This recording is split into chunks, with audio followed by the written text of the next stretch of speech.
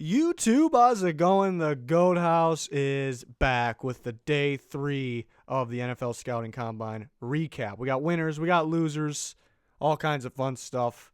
We did a recap for day 1 and 2. We had winners and losers on both of those, so if you haven't seen them, go check it out. We got plenty of free agency coverage, draft coverage, lots of content here on the Goat House.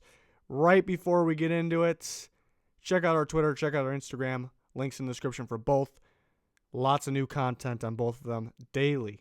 So check it out. That'd be much appreciated. So we're going to have big winners for D-line, edge rusher, linebacker. And then at the end, we'll go through the honorable mentions of the day. Also winners, obviously.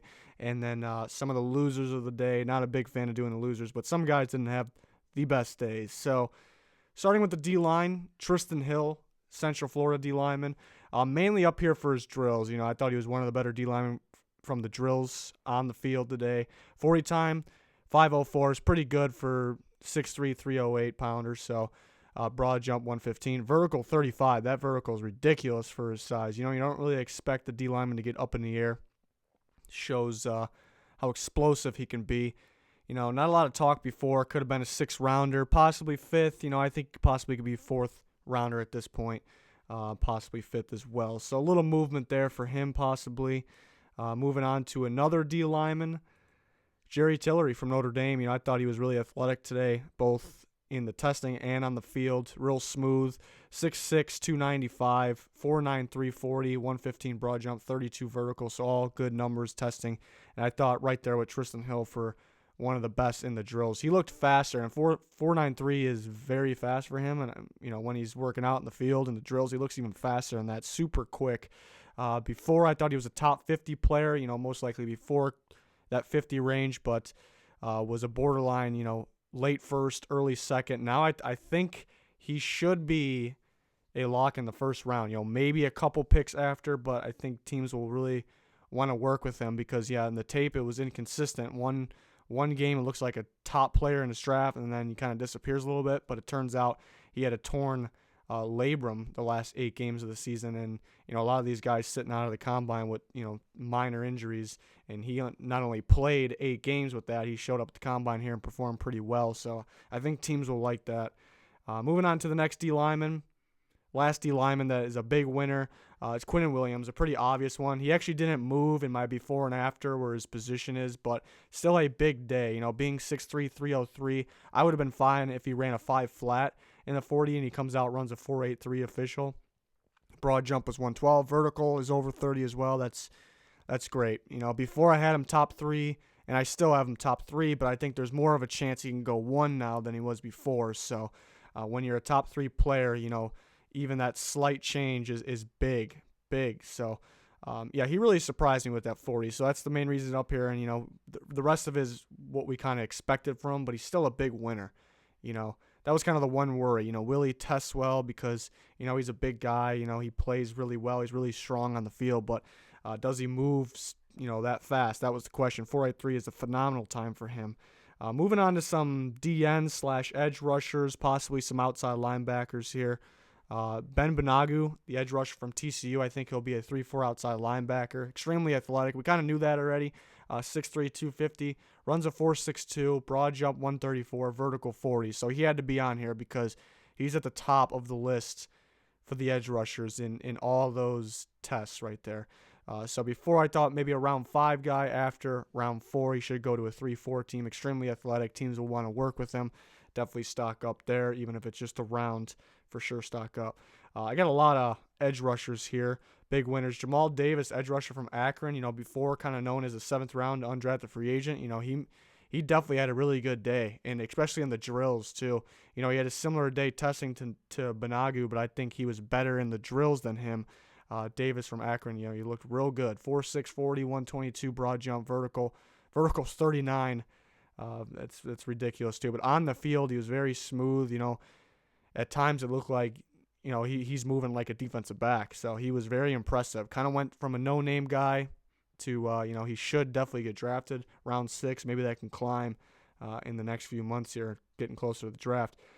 Moving on, Jordan Brailford, edge rusher from Oklahoma State, a guy I liked. You know, we saw him in the East-West Shrine game dominating too. We didn't really see much of that during the season, you know, productive during the season. 6'3", 252. But yeah, Oklahoma State running a weird defense, moving him around a lot. And then, pretty big guy running 4.65, broad jump 126, vertical 37.5. I thought he was smooth, thought he was impressive. A guy that's, on the rise for me the last couple months too. Round 6, I think he can even reach up to round 4 because he's got a lot of potential. He's athletic.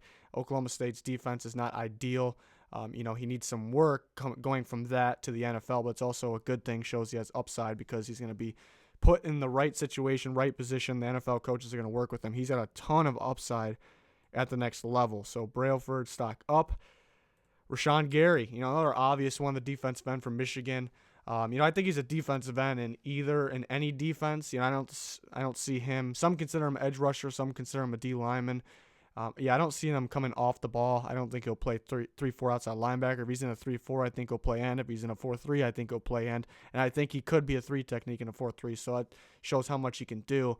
But most likely he'll be playing D-end. He's 6'4", 277. He runs a 4.58, ridiculous time. Broad jump 120, vertical 38. So ridiculous time. That's what stands out. We knew he was pretty athletic, but I was thinking, maybe a 4.68 would make more sense. 4.58, ridiculous time. I thought he was a top 13 player before. Not much difference here. I thought the latest he would go is to the Dolphins. They definitely need an edge rusher. And I think top 8 now. I think if he's sitting there for the Lions, I think it's a guy Patricia would really like. And he possibly can go earlier in that. Talk about the Raiders up at 4. I think it's a strong possibility. He's missing the production, but he had to deal with double and triple teams, and he's very athletic. So definitely a freakish guy to keep an eye on. Moving on to maybe the most freakish guy of the day, Montez Sweat, the edge rusher for Mississippi State, 6'6", 260. It's a big guy, and he's running a 4.41.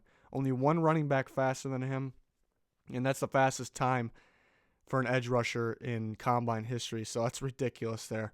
4.41, broad jump 125, vertical 36, all good numbers. And not too much movement for the before and after, but if you're in the top part of the first round or even just in the first round, even one spot's a big movement. Before, I thought the latest he would go was 19 to the Titans. Now I think the latest he'll go is 16 to the Panthers. Teams that are looking for edge rushers. I don't think he gets by the Panthers pick. I think teams will be split on him, though. I think there's teams that would definitely try to take him. I think going back to the Lions at 8, I think that's a possibility. There's teams that are going to want to work with this guy. He's 6'6". He's got the ridiculous wingspan, super long arms, which is a good thing to have as a pass rusher, when O linemen are trying to block you. And then the 4.4, 140. Teams are going to want to work with him. It's not like he didn't have production at Mississippi State. He didn't have the production of Josh Allen, but he had production there. So I think he's ready to go now, and it's a guy that you want to work with. So a guy that's going to go earlier than people expect. And then, very similar situation. I actually have the same exact before and after is for Brian Burns. I think the latest he was going to go before was going to be the Titans at 19, and I think the latest he'll go now is the Panthers at 16. He probably will go before 16. That's why I say it's the latest. But the edge rusher from Florida State, 6'5", 249, 4'5", 340. Now, he just put on that weight. The concern was, he's too light. So just imagine, there was a lot of those guys this year too. Just imagine putting on that weight and then trying to test what you're used to testing, the weight you're used to testing at, So it still runs a 4.53, broad jump 129, vertical 36 inches. So very impressive. And I thought out of the guys I just went over, I thought he was the best in the drills. It looked natural. And the thing I like about him is, Montez Sweat, same thing. He can play a 3-4 outside linebacker, 4-3 end. I would recommend, I think the best situation would be 4-3 end. But Burns, I can't tell you which one's better because they're both, I think he's a fit for both, So he looked real smooth in the drills, and same thing. Top 19 before, top 16 after. Definitely stock up. Definitely one of my favorite performances of the day. Now we're on to the linebackers. Gary Johnson was kind of a surprising one. Linebacker from Texas, 6 foot, 226. Just a freakish looking dude, 4'4", 340. Broad jump was 121, vertical 33.5. I thought, not talked about a lot. Thought maybe round 5. Now up to round 4. Another guy. A lot of these guys are just players that teams are going to want to work with. A lot of upside. I don't know if this draft is the greatest for day 3. I think it's really, really good at the top. And, some guys will slide like always. But So I think teams will want to take a chance on, the guys that tested very well. So I think he could bump up to round 4 early on day 3. So very impressive day. Was kind of wowed by his 40 time and his testing there. Another one, Blake Cashman, linebacker from Minnesota, 6'1", 237. He's got a good tape. Did not expect him to run 4.50. Very good time. Broad jump was 124. Vertical was 37.5. And then similar situation. He was kind of a mid day 3 guy, now maybe earlier day 3 guy. And then a very similar linebacker in terms of play style, Dre Tranquil from Notre Dame, 6'2", 234. 40 time was 4.57. Bench press was 31 reps, which led the linebackers, and 37.5-inch vertical. And I thought he was one of the better ones in the drills. Very smooth, looked natural. And he was a former safety, so he used to play safety. He puts on all this weight, and he's still running at a good time and benches that much too. The former safety benching, putting up 31 times on the bench. So that's very impressive. 37.5-inch vertical is great too. I thought he was around 4 or 5 guy. Now I think he's could be up to 3, possibly 4. The thing with him is that all these teams are looking for like the linebackers that can cover. There's not too many of them, and that's why Devon White. People think Devon White's at the top because, he does have impressive plays getting in the backfield and getting to the ball carrier super fast. But the main thing is he can cover at a high level, and Dre Tranquil is a guy that can cover too. You have former safety, so that's where he gets that from. So I think he can sneak up to round 3. Problem with him is injuries, which he definitely played through still too. But very good day from him. Liked him a lot. Main reason he's up here is because of the drills. And then Devon White, we talked about him a little bit. He's up here, 6', 237, runs a 4.42. I expect him to be fast. But I thought he was more quick than fast. I thought he would run in the 4.5s range there, maybe 4.52. Runs a 4.42, which is ridiculous. Broad jump 118, then vertical 39.5. One spot I really moved him in the before and after for latest possible pick, but it's still big time. And it doesn't mean they're going to go there. That's just the latest spot. Top 11, I thought before that he wouldn't get past the Bengals. Now, if he gets past the Broncos, I would be shocked. I think he could go earlier and then, a lot of upside. Could even go, it's not a reach if he goes top 5. I just think the latest he goes now is top 10. I don't think Vic Fangio and the Broncos pass on him. That would surprise me. And then Devin Bush, similar numbers from him. And, going into the day, it was Devon White, Devin Bush, the clear top 2. Like, landslide victory. Those are the top 2 guys, to the next guy, which would be Mack Wilson probably. 5'11", 234, and he's able to run a 4.43, which is insane. Broad jump was 124, and vertical 40.5-inch vertical. Very similar play style with Devon White. He flies to the ball just as well. You can see he's the same speed. The difference is White can cover a little better, but Bush can't cover. And then before I thought top 28. I think the latest he'll go is the Chargers, the very latest before. And now I think top 18 possibly, and he's probably going to go earlier than that. The Vikings looking for an Anthony Barr replacement. I don't know if he gets by that spot, but I thought 4.5s. I thought he was another guy that was just quick, fast for a linebacker, but mainly quick. I thought 4.5s was more like it, 4.43. So these guys really wowed here at the Combine. A good group today we got on day 3. Looking forward to day 4 with the DBs. Let's get on to some honorable mentions for the day. Max Crosby from Eastern Michigan was towards the top for a lot of testing there, a lot of categories. Kalen Saunders from Western Illinois, freakish dude. We kind of knew that coming in. Tested pretty well. Dexter Lawrence from Clemson.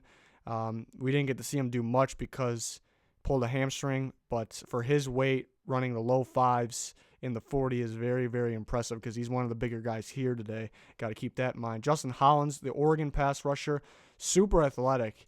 I think it's another guy that teams are going to want to work with. Oregon, I don't know if they do the best job on defense, developing guys over the years. They got some good ones, but, I think they have more in them than what they've shown. Justin Hollins has a lot in him here, and teams will want to work with him. Could be a late-round option. Chase Winovich had a good day, mainly in the on-field drills. The Michigan pass rusher, and he was recently hurt too, so I was glad to see him out there. A lot of guys with minor injuries just choosing to sit out, and guys like Winovich is, they're out there playing because that's what they love to do. So you got to like to see that. Ben Burr-Kirven, Washington, kind of known as an undersized linebacker, and he needed to test well, to not hurt his draft stock because undersized guys, they pretty much have to have to be fast, have to test well, and he did that. He was pretty solid. Jermaine Pratt from NC State, a guy I like a lot, good on tape, and he tested extremely well today. And then Bobby Okereke from Stanford, on the field is where he stood out to me, so that's why he made the list here and tested pretty well as well. So there's your honorable mentions. Now we're on to the losers of the day. I don't know if these guys really hurt their draft stock that much. It's just based on the combine. They didn't really do all that well, so I'm not saying they're not going to be good prospects, good NFL players at all. So Daniel Weiss from Kansas, defensive lineman. For his weight, he's under 300 pounds. You'd think he would run a little better. He had one of the worst times of the day, 5'2" range. You think for being under 300, he could run a little better.